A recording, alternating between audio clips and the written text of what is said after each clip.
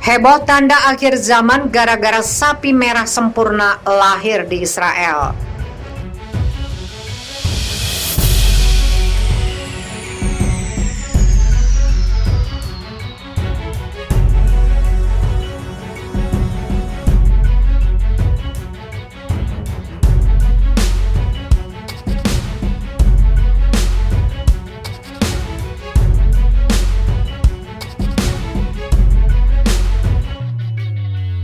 Kelahiran seekor sapi merah yang diklaim sempurna di Israel telah menghebohkan publik. Pasalnya, momen itu dinyatakan sebagai kelahiran anak sapi merah pertama kali dalam 2000 tahun terakhir dan dikaitkan dengan hari kiamat.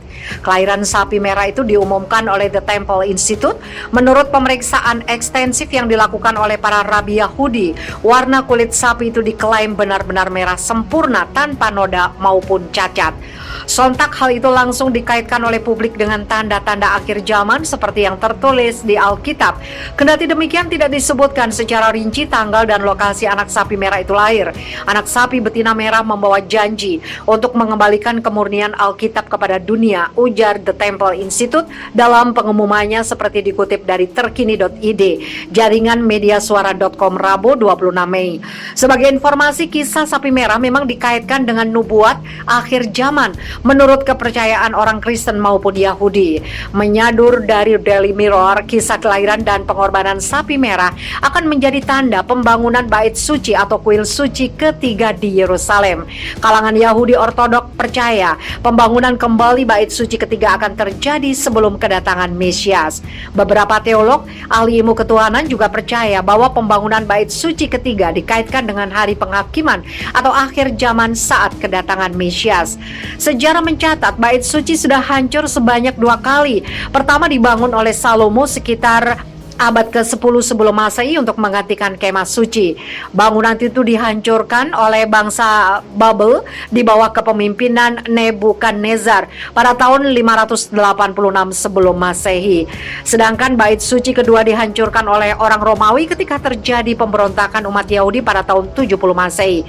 Meski kedua bait suci telah hancur, rencana pembangunan bait suci ketiga telah disiapkan. The Temple Institute dan organisasi lainnya dibentuk demi tujuan membangun bait suci ketiga di Gunung Moriah atau Temple Mount. Direktur The Temple Institute, Rabbi Chaim Rihman, meyakini bahwa sekarang adalah saatnya membangun bait suci ketiga setelah kelahiran anak sapi merah. Adapun penampakan anak sapi merah dan induknya yang kini tengah jadi perbincangan dapat disaksikan dalam salah satu video di kanal YouTube The Temple Institute. Diketahui anak sapi itu kini menjalani pemeriksaan ekstensif oleh para rabi Yahudi untuk meyakinkan serta membuktikan bahwa hewan tersebut memang kandidat layak untuk sapi merah yang dimaksud dalam kitab suci. Walau begitu, anak sapi merah itu tetap bisa didiskualifikasi dikarenakan penyebab alami. Apalagi pihak The Temple Institute memang telah mendirikan program pembiakan sapi merah di Israel sejak 3 tahun lalu. Mereka berkeinginan untuk membiakan sapi merah sempurna dan embrio beku sapi angus merah yang telah diimpor ke Israel dan ditanamkan ke sapi domestik.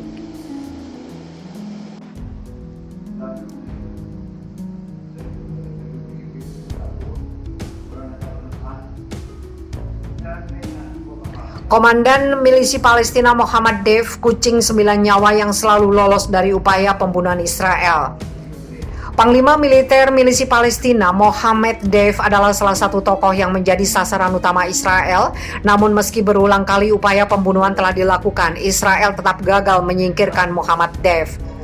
Deif yang berusia 55 tahun adalah komandan Brigade Al-Qassam atau Izzeddin Al-Qassam, sayap militer milisi Palestina yang telah melakukan sejumlah serangan ke Israel, termasuk pengeboman bus dan serangan yang menewaskan 3 anggota pasukan pertahanan Israel.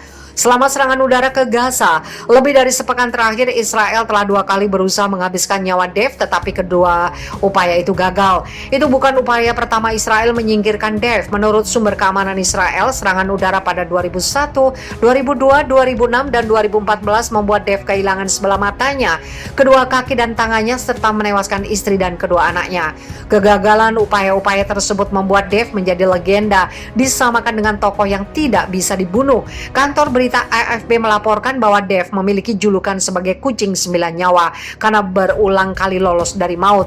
Dilaporkan CNBC, Dave besar di kamp pengungsi Camp Younis dan bergabung sebagai anggota milisi Palestina yang terlibat intifada pertama pada 1989. Dia kemudian bergabung dengan sayap militer milisi Palestina Brigade Al-Qassam saat dibentuk pada 1990.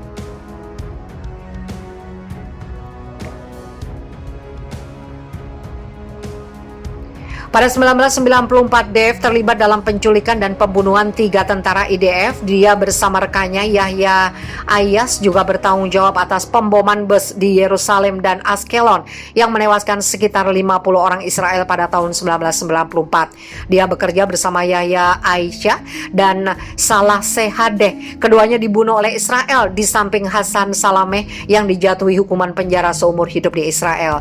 Dave juga berperan penting dalam berbagai serangan roket milisi Palestina ke wilayah Israel yang dimulai sejak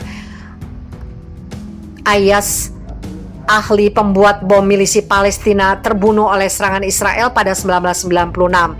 Saat milisi Palestina memulai serangan roket pada 2000, Dave lah yang mengembangkan produksi roket yang digunakan Al-Qassam.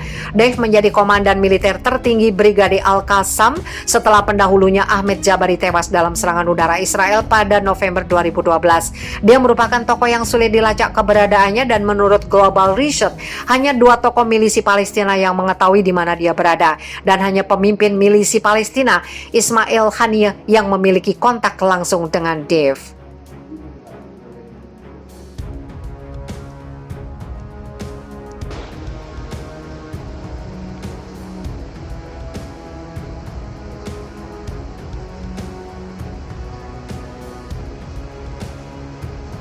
Arab Saudi tolak izin melintas pesawat Israel. Sebuah maskapai penerbangan Israel pada Selasa terpaksa membatalkan penerbangan ke Dubai, Uni Emirat Arab setelah gagal mendapatkan izin dari Arab Saudi untuk terbang melalui wilayah udaranya, begitu laporan media Israel. Radio militer Israel mengatakan para penumpang menunggu selama 10 jam di Bandara Ben Gurion dekat Tel Aviv sebelum penerbangan Israel akhirnya dibatalkan. Alasan penolakan Arab Saudi untuk memberikan izin penerbangan Israel masih belum jelas. Sebelumnya Riyadh telah mengizinkan penerbangan Israel untuk menggunakan wilayah udara Arab Saudi dalam perjalanan ke Dubai sejak November lalu, seperti dikutip dari Anadolu Rabu 26 Mei. Untuk diketahui, tanpa menggunakan wilayah udara Arab Saudi, penerbangan antara Israel dan UEA akan sulit dan tidak berkelanjutan karena membuat penerbangan menjadi 8 jam, bukan 3 jam. Pada bulan Desember, Israel mengumumkan program penerbangan 2 penerbangan setiap hari antara Israel dan UEA. Operator Israel lainnya termasuk El Al juga memiliki program penerbangan serupa.